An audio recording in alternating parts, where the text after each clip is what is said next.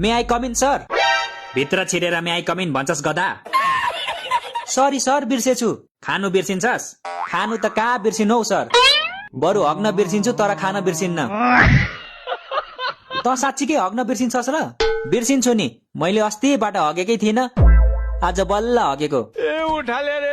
Congratulation, बधाई छ तलाई, यसरी नै प्रगति गर्नु। हग्नु प्रगति हो सर? त्यसो भए त म दिनदिनै प्रगति गर्दो रहेछु। म त झन् एक दिनमा 3-4 चोटि नै प्रगति गर्दो रहेछु। ए मूर्ख हो, सर्क्याजम बुझ्दैनौ तिमीहरू? सरले व्यङ्ग्य गरेर भनेको हो, साँच्चीकै भनेको होइन। भनेपछि सर हामीसँग जिस्किनु भयो? मलाई थाहा थियो सर पनि जिस्किनुहुन्छ भनेर। त्यही भएर हेपे होइन त तिमीहरूले?